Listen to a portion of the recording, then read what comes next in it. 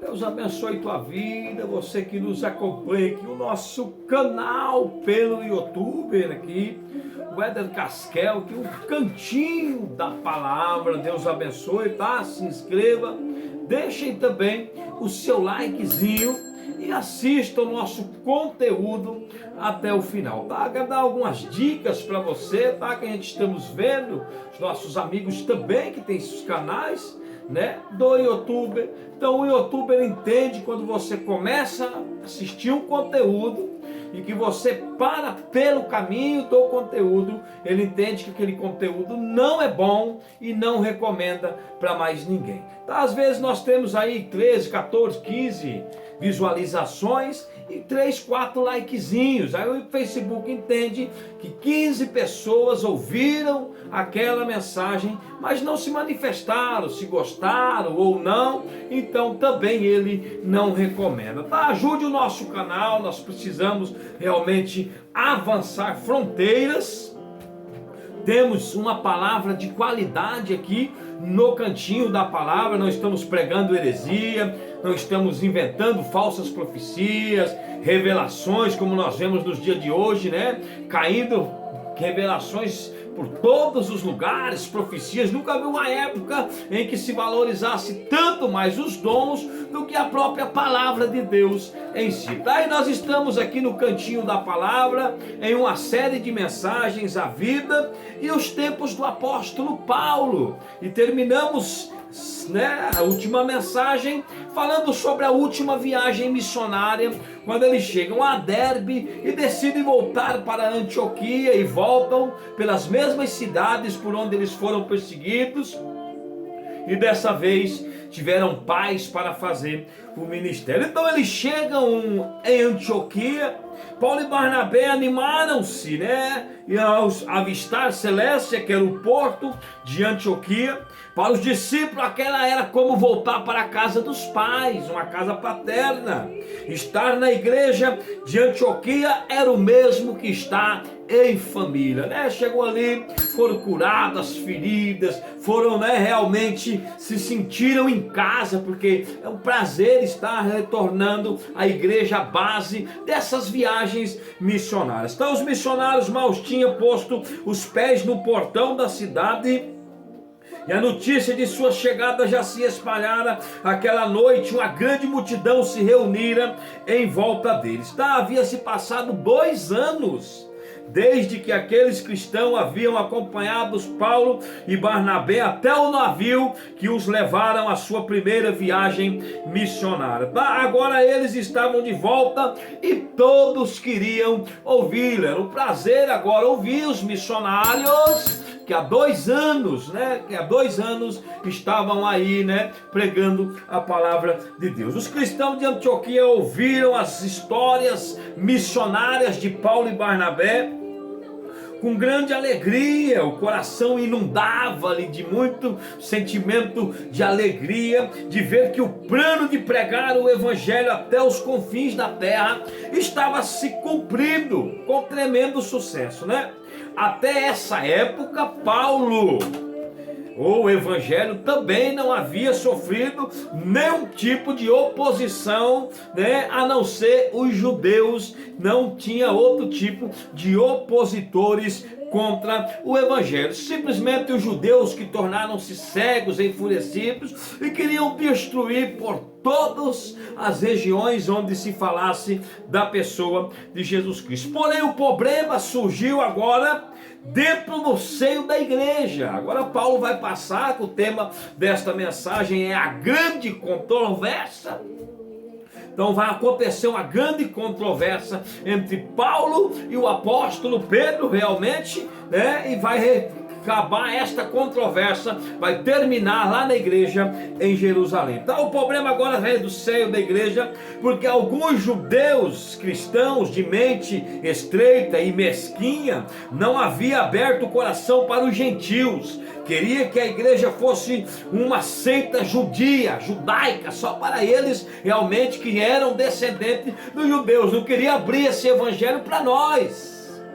não queria deixar essa salvação chegar até nós. Muitas pessoas que são judeus cristãos dentro da igreja, vamos assim dizer, que não quer que a mensagem alcance as outras pessoas, tá? Então queria que a igreja fosse uma seita judaica.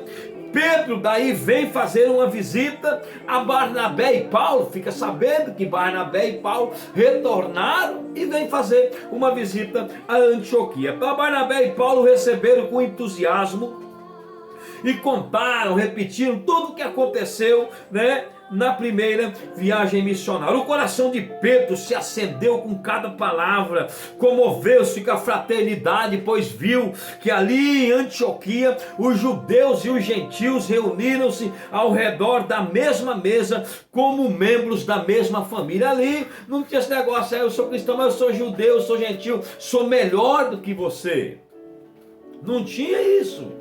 Sentavam-se todos juntos, uma fraternidade, uma igreja missionária, uma igreja cheia do Espírito Santo, uma igreja que envia missionários. Ela não tem espaço para divisão.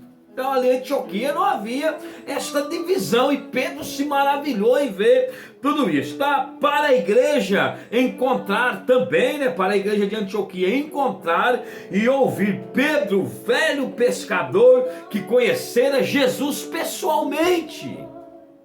Aquele que estava lá no Getsemane, que puxou a espada e cortou a orelha de Malco. Aquele que andou por cima das águas junto com Jesus. Aquele também que negou Jesus por 3 vezes. Aquele que foi chamado para apacentar as ovelhas. É assim que a Bíblia nos fala da história de Pedro. E Pedro podia descrever, né, horas de histórias contadas, ocorridas no ministério terreno do nosso maravilhoso e glorioso Senhor Jesus Cristo, né?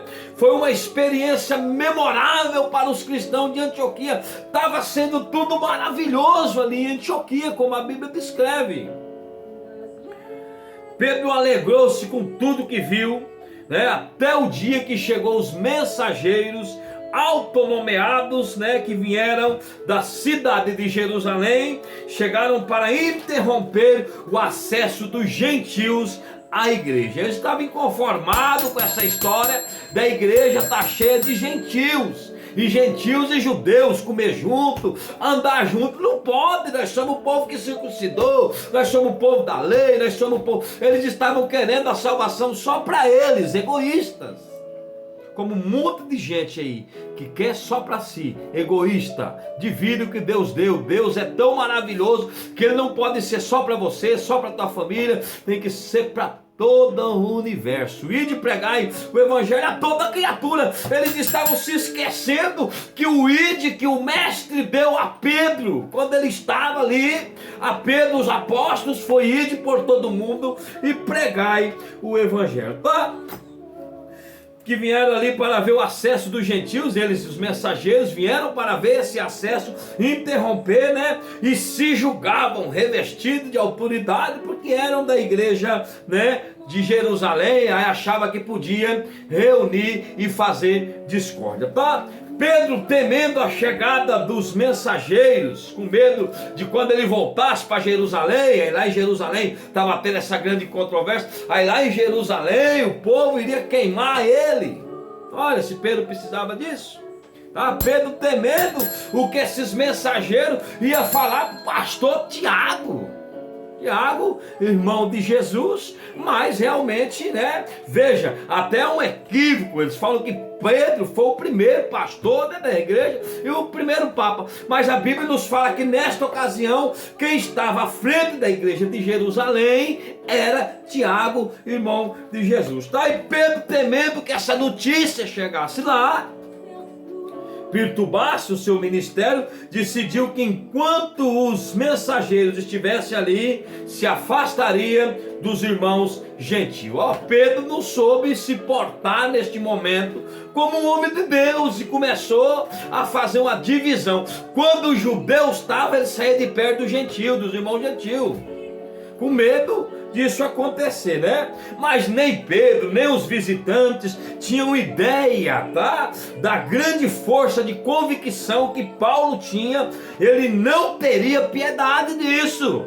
grande apóstolo do Novo Testamento, não iria aceitar ver os irmãos vindo de Jerusalém desfazer da igreja missionária, da igreja que levanta. É sempre assim, uma igreja que não trabalha, porque Jerusalém, mesmo sendo o centro de onde ficou os discípulos, dali sim expandiu-se o evangelho, mas você não vê uma grande movimentação como aconteceu em Antioquia. Você não vê Atos dos Apóstolos escrever movimentação em Jerusalém. Porque focou-se realmente no apóstolo escolhido por Deus, o apóstolo Paulo, tá? Então não tinha ideia dessa grande convicção, e ele lutou com todas as forças contra aqueles homens que tinham, tentado destruir a liberdade desfrutada pelos cristãos mediante a graça de Deus. Ele começou realmente não aceitar que eles viessem trazer essa discórdia. Certo dia a controvérsia foi tão grande que Paulo resistiu face a face. Pedro falou: Pedro, de jeito não dá, cara, você mudou. Pedro é um exemplo daquele, cristão, daquele pastor, daquele obreiro que te trata bem até o outro chegar. Quando o outro chega, você sai de perto, se afasta, não fala. São vários tipos de pessoas igual Pedro no mundo de hoje, que não tem sequer realmente uma firmeza no que ele quer, tá? Só que Paulo resistiu ele cara a cara. Isso não é coisa de discípulo, isso não é coisa de apóstolo de Cristo. Cristo não desprezaria, Cristo não desprezou ninguém. Cristo mandou nos pregar toda criatura. Realmente ele insistiu com a sua convicção, resistiu ele cara a cara, face a face, e a resposta tinha que ser dada agora dessa controvérsia, mas não podia ser dado nem pela igreja de Antioquia, nem pelo apóstolo Pedro. Essa resposta tinha que ser dada pela igreja de Jerusalém. Paulo disse: isso aqui não dá para continuar, isso aqui vamos ter que subir as autoridades lá, e nós vamos realmente ver o que aconteceu. Então a questão dos judeus e gentios tornou-se a decisão e uma questão apenas definitiva da igreja em Jerusalém. Foram 6 semanas de viagem até chegar de Antioquia até Jerusalém. Foi feita a reunião, a solução não foi encontrada de imediato, pois havia muita disputa e acirradas discussões sobre o assunto. Os apóstolos, presbíteros convocaram uma reunião para considerarem várias opiniões e chegarem a uma decisão. Então vamos chegar a uma decisão. Tiago disse, vamos ouvir as opiniões e Deus vai nos direcionar. Embora nós sabemos que que o próprio Filho, o próprio Cristo decide por todo mundo. Então os gentios também fazem parte do mundo, fazem parte daquilo que precisa ser pregado. Se o evangelho fosse fechado nesta reunião, nós não teríamos esta oportunidade, tá? Participaram representantes dos 2 partidos, suas opiniões eram inflexíveis e a amargura se apossava do lugar, do ambiente, e com muita dificuldade o irmão do Senhor e líder da reconhecida igreja mãe conseguiu manter a ordem. Então Tiago, com muita dificuldade, conseguiu manter a ordem nessa reunião. A seguir, o apóstolo que falara com Jesus exatamente sobre o assunto, na visão que o levou à casa de Cornélio, declarou sua opinião a favor da graça do Senhor Jesus a todas as criaturas, como fala que Pedro descreveu daí, lá em Atos 15, 7 e 11. Então esse tempo da controvérsia cara a cara, que o tema desta mensagem é a grande controvérsia entre Paulo e Pedro, fez Pedro mudar de opinião, porque em Antioquia Pedro se afastava dos irmãos com medo deste assunto chegar em Jerusalém. E como a controvérsia aconteceu e o assunto chegou a Jerusalém, então Pedro reconheceu que ele errou, reconheceu que ele foi chamado a atenção pelo apóstolo Paulo devido, seria uma falsidade isto. Mas no dia da reunião, Pedro reconhece, fala: não, eu lembro daquele dia que eu falei face a face com o Senhor e ele falou que era para pregar o evangelho a todas as criaturas. Quando eu falei do lençol, só dos animais impuro. Ele diz: não torne impuro aquilo que Deus purificou, aquilo que Deus tornou puro. Então o evangelho de Cristo, ele é semeado a toda criatura. Deve ser. Então Pedro falou: não, realmente lá em Antioquia eu errei, eu vacilei, fui chamado a atenção, porque a pessoa que é de Deus, quando ele é chamado a atenção, ele se volta para realmente, né, aquilo que Deus está falando, tá? A seguir Pedro também falar, né? Após Pedro falar, Paulo também fala e reafirma sua opinião, descreve sinais e prodígios operados por Deus quando ele e Barnabé pregaram o evangelho em terras distantes. Falou do que Deus tinha feito.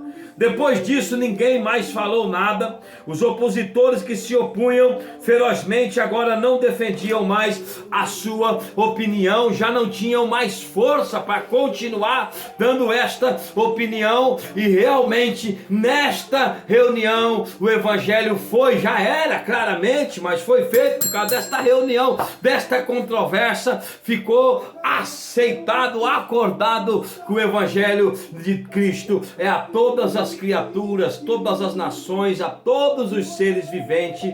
Todos precisamos deste evangelho. O cego, o rico, o mendigo, o pobre, aquele que, né, o médico, o enfermeiro, o farmacêutico, o advogado, olha, todo ser humano, melhor dizendo, né, toda criatura precisa desta palavra de Deus. Então essa grande controvérsia que aconteceu ali, começou em Antioquia, terminou lá em Jerusalém, foi aonde Paulo e Barnabé fizeram também esta viagem para estar indo e trouxeram a carta falando, né, trazendo realmente o aval para que não se adorasse ídolos, não comesse comida oferecida a ídolos, carnes sufocadas, né, e que realmente fossem cheios da presença do Espírito de Deus. Então vemos aqui que o inimigo se levantou, porque o evangelho estava crescendo com os gentios, mas caiu por terra,